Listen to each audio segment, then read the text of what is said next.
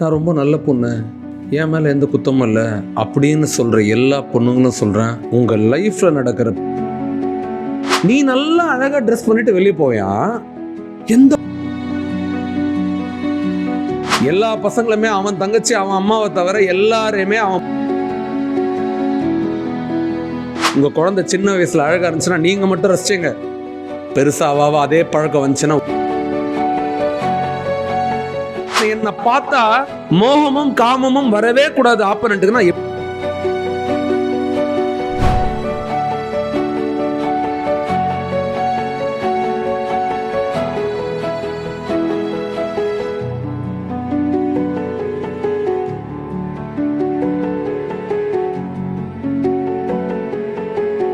நான் நான் ஒன்றும் பண்ணலம்மா, அந்த பையன்தாம்மா என்னை டிஸ்டர்ப் பண்ணிகிட்டே இருக்கான், நான் எதுவுமே செய்யலம்மா, நான் படிக்கணும் தாம்மா நினைக்கிறேன், அவன் தாம்மா என்னை டிஸ்டர்ப் பண்ணுறான், நான் ரொம்ப நல்ல பொண்ணு, என் மேலே எந்த குத்தமும் இல்லை அப்படின்னு சொல்கிற எல்லா பொண்ணுங்களும் சொல்கிறேன், உங்கள் லைஃப்பில் நடக்கிற பெரிய பிரச்சனைக்கு நீங்கள் தான் காரணம்.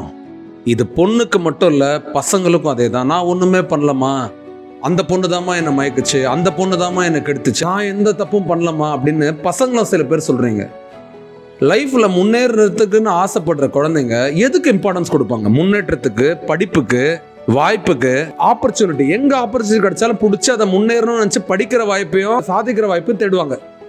ஆர்டிஃபிஷியல் இன்டெலிஜென்ஸ் கோர்ஸ் சேர்ற பையன், டிஜிட்டல் மார்க்கெட்டிங் கோர்ஸ் சேர்ற பையன், விஸ்காம் சேர்ற பையன், பிடெக் சேர்ற பையன், பிஇ சேர்ற பையன், எல்லா டிபார்ட்மெண்ட் மெரைன்லேருந்து ஹோட்டல் மேனேஜ்மெண்ட்லேருந்து ஆர்ட்ஸ்லேருந்து டிப்ளமோலேருந்து எல்லா பசங்களுமே படிக்க வைக்கணுன்ற அந்த எண்ணத்தில் தான் ஒவ்வொரு அம்மாவும் ஃபீஸ் கட்டுறாங்க, ஒவ்வொரு அப்பா ஃபீஸ் கட்டுறாங்க. எத்தனை பேர் கடன் வாங்கி ஃபீஸ் கட்டுறாங்க. பொம்பளை புள்ள தானே எதுக்கு படிக்க வைக்கிறேன்னு சொந்தக்காரங்க கேட்டால் கூட என் பொண்ணு நல்லா படிக்கட்டும், என் பொண்ணு நல்லா வரட்டும்னு சொல்லிட்டு பொண்ணு மேலே இருக்கிற அக்கறையில் பொண்ணை படிக்க வச்சுட்டு இருக்காங்க. பயங்கரமாக காம்ப்ரமைஸே பண்ணல. ஏன் பொண்ணுங்க ஈக்குவலுங்க, பொண்ணு சரிக்கு சமமெல்லாம் தாண்டி என் பொண்ணு அந்த பையனோட சூப்பர்ன்ற எண்ணத்தில் நிறைய அம்மா அப்பாங்க பொண்ணுங்களை முன்னேற்றிட்டு இருக்காங்க. ஆனால் முன்னேற்றணும்னு நினைக்கிற அந்த குடும்பத்தில் இருக்கிற இந்த குழந்தைங்க முன்னேறணுன்ற எண்ணத்தில் நீங்கள் இருக்கீங்களா? ஹலோ, உங்களை தான் கேட்குறேன். என் மேலே கோவம் வரட்டும், என்னை பார்த்தா இரிட்டேட் வரட்டும், என்ன ஆனாலும் ஆகட்டும், ஆனால் நான் பேசுறது நியாயம் இல்லையா நீ சொல்லு. ஒரு நாளைக்கு ஒரு 1000 ரூபாய் சம்பாதிக்கிற ஒரு அப்பா, இல்லை 500 ரூபாய் சம்பாதிக்கிற ஒரு அப்பா, இல்லை ஒரு 800 ரூபாய் சம்பாதிக்கிற அப்பா, நீ கால்குலேட் பண்ணனா உன் இன்ஜினியரிங் ஃபீஸு கிட்டத்தட்ட 50,000 ரூபாய் கீழே இல்லை. நான் என்ன சொல்கிறேன், ஃபீஸ் 50,000 ரூபாய், பஸ்ஸு, உன்னோட இது சாப்பாடு, உன்னோட டிராவல், உன்னோட ட்ரெஸ்ஸு, உனக்கு செலவு பண்ணுற இதர செலவுகள், அசைன்மெண்ட், ப்ராஜெக்ட், சினிமா தேட்டர், இது எல்லாம் சேர்த்து 1.5 லட்ச ரூபான்னு வச்சுக்க. நீ நல்லா இருக்கணுன்றதுக்காக சுமார் 1.5 லட்ச ரூபாவை நீ டிவைட் பண்ணி 365 நாளில் போட்டோன்னா கிட்டத்தட்ட 275 ரூபாயிலேருந்து 300 ரூபாய் ஆவரேஜா. உன்னோட லைஃபுக்காக ஒரு நாளைக்கு 300 ரூபாய்க்கு ரிஸ்க் எடுக்கிறாரு உங்கள் அப்பா, உன் குடும்பம். எந்த ஒரு எதிர்பார்ப்புமே இல்லை, அதை நீ திரும்பி தரவே இல்லைன்னு கூட தெரியாது, உனக்காக கொடுக்குற. நீ யாருக்காவது இது வரைக்கும் தருவியா? உன்னால் தர முடியுமா அந்த காசை? தர முடியாது அவ்வளோ சீக்கிரம். அன்பு இருக்கிறவங்க தான் உனக்காக ரிஸ்க் எடுக்கிறாங்க. ஆனால் நீ ரிஸ்க் எடுக்கிற நேரத்தில் என்ன பண்ணுற? தேவையில்லாத எண்ணம், தேவையில்லாத கவனம், தேவையில்லாத டைம் வேஸ்ட், தேவையில்லாத பார்வை, தேவையில்லாத இது. நல்லா ஞாபகம் வச்சுக்கோ இந்த நிமிஷத்துலேருந்து. நீ எது வரைக்கும் கண்ணாடி முன்னாடி நின்று டைம் அதிகம் ஸ்பெண்ட் பண்ணி உன்னோட அழகு, நான் நல்லா இருக்கணும், நான் நல்ல ட்ரெஸ் போடணும், நல்ல பேண்ட் போடணும், நல்ல முகம் இருக்கணும், நல்ல இது இருக்கணும்ன்றது நீ அதிக டென்ஷன் பண்ணுறியோ, அது வரைக்கும் உங்கள் அப்பா அம்மாவோட கஷ்டம் தெரியாது. நீயும் லைஃப்பில் கஷ்டப்படுவ. இதுக்கு இம்பார்ட்டன்ஸ் கொடுக்கறதுக்கு பதிலாக படிப்பில் உன் கேரக்டர் பில்டிங்கில் இம்பார்ட்டன்ஸ் கொடு. நான் இந்த இடத்துல முடி வெட்டணும், இந்த இடத்துல முடி ஷார்ட் பண்ணணும், இந்த இடத்துல லாங் வைக்கணும், இந்த இடத்துல போனி டெயில் போடணும், இந்த கலர் மேட்சிங் ரிங்கு போடணும், இந்த கலரில் பேங்கிள் போடணும், இந்த கையில் வந்து கம்பல் போடணும், இந்த கையில் இது போடணும். இதுக்கு பதிலாக வாழ்க்கையில் நல்ல இடத்துக்கு போகணுன்றது முடிவு எடுத்தனா இதில் இம்பார்ட்டன்ஸ் கொடுக்க மாட்டேன். இப்போ நீ நல்லா அழகாக ட்ரெஸ் பண்ணிட்டு வெளியே போயா, எந்த பையனும் ஒன்று பார்க்கக்கூடாதான். ஏமா பையன்லாம் நான் குருடா, இல்லை அவன் எல்லாருக்கும் வந்து எழுதி பத்திரம் போட்டான் எல்லா பொண்ணுங்களும் என் தங்கச்சிங்கன்னு. எல்லா பசங்களுமே அவன் தங்கச்சி அவன் அம்மாவை தவிர எல்லாரையுமே அவன் பார்வை ஈஸியாலாம் நல்லவனா மாறிட மாட்டான். அப்படி நல்லவனா இருக்கணும் அப்படின்னா பெண்களும் ஒழுங்காக இருக்கணும். நம்ம நீங்கள் ஒன்றே நினைப்பீங்க, ஐயோ பெண்கள் சுதந்திரத்துக்காக அண்ணன் பேசுகிறேன். அப்படி இல்லைம்மா, ஒரு அண்ணனா ஒரு அம்மாவா என் இடத்துலேருந்து நான் பேசுகிறேன்னே நினச்சிக்கேன். நீ எனக்கு 3வது மனுஷா கூட இரு. ஒரு அண்ணனா ஒரு அம்மாவா இருந்து நீ பாரு, இல்லை நீ எனக்கு ஒரு அம்மாவாவோ ஒரு அண்ணனாக இருந்து பாரு. இப்போ நான் தான் உன் தங்கச்சின்னு வச்சுக்கேன்.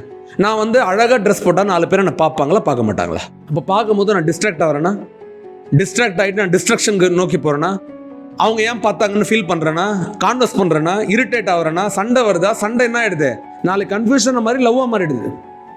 நிறைய நேரங்களில் எதுக்குன்றேன் ஏன்றேன், இந்த சின்னதா இந்த லைஃப்ல இந்த பக்குவமே இல்லாத பசங்க பார்த்து உடனே ஓகே சொல்லி பக்குவமே இல்லாத இடத்த போய் சேர்ந்து சமாதி ஆக போறியா இல்ல சமாதானம் ஆக போறியான்னு தெரியாது. ஆயிட போறியா இல்ல இப்போ உன் அழகுலாம் ஃபோக்கஸ் பண்ணாத, உன் இன்ஜினியரிங் 4 வருஷம் நல்லா முடிச்சு, உன் பிஎஸ்சி 3 வருஷம் இருந்தா நல்லா முடிச்சு, உன் மெடிக்கல் 5 வருஷம் முடிச்சு பிராக்டிஸ் பண்ணி, உன் லா முடிச்சு 5 வருஷம் நீ பெரிய அட்வொகேட் ஆகி ஜட்ஜ் ஆகி, இல்ல நீட்டுக்கு ப்ரிப்பேர் பண்றியா, டாக்டர் ஆயிட்டு சூப்பரா பெரிய ஆள் ஆயிட்டு வரப்போறியா, இல்ல இப்போ கண்ணாடி முன்னாடி நின்று அம்மா எனக்கு இந்த ட்ரெஸ் வாங்கி கொடுமா, அப்பா எனக்கு இந்த மேட்ச் வாங்கி கொடுப்பான்னு சொல்ல போறியா? நிறைய நேரத்தில் நான் பசங்களை குறை சொல்ல மாட்டோமா, அம்மாங்களும் அப்படி இருக்கீங்க. நிறைய பசங்களை நீங்கள் அழகாக மாற்றணும் அப்படின்னு நினைக்கிறீங்க. வேணாமா அப்படின்னு நினைக்காதீங்க. உங்கள் குழந்தை சின்ன வயசில் அழகாக இருந்துச்சுன்னா நீங்கள் மட்டும் ரசிச்சிங்க. பெருசாவா அதே பழக்கம் வந்துச்சுன்னா உலகமே ரசிக்கும். ரசிக்கிறவங்களை உங்களால் நிறுத்த முடியாது. எல்லாரோட கண்ணையும் போட்டு நான் மூடிக்க முடியுமா? நாம ஒழுங்கா இருக்கணும். என்னை பார்த்தா மோகமும் காமமும் வரவே கூடாது. ஆப்பனண்ட்டுக்கு நான் எப்படி ட்ரெஸ் பண்ணணும், அப்படி இல்லைன்னா தான் என்னால் படிக்க முடியும், ஃபோக்கஸ் பண்ண முடியும். வேற யாருக்கும் உன் மேலே அக்கறை வரலன்னா படிப்பில் அக்கறை வரும். அப்போ படிச்சு முன்னேறணும்னா இந்த அழகு நீ தெரியக்கூடாது. அதுக்கு என்ன பண்ணணுமோ நீ பண்ணிக்கோ. சாதாரண பெண்களை பார்த்தா எல்லாம் பசங்களுக்கு தோணுது, நீங்கள் அப்போ இந்த இடத்துல இந்த பொண்ணுக்கு இந்த அநியாயம் நடந்துச்சு, அதனால் அழகாக ட்ரெஸ் பண்ணிச்சா. நான் இது பாரு, நான் வந்து 99% பற்றி பேசுகிறேன், இல்லை 95%, 5% பற்றி நான் பேசலை. 95%க்கு ஒரு அக்காவாவோ இல்லை அண்ணனாவோ இல்லை வீட்டில் பாட்டியாக இருந்தால் என்ன சொல்லுவாங்க, பார்த்து ட்ரெஸ் பண்ணுமான்னு. ஏன்னா அவங்களுக்கு உலகத்தோட பார்வை தெரியும். உன் மேலே நம்பிக்கைலாம் இருக்குது.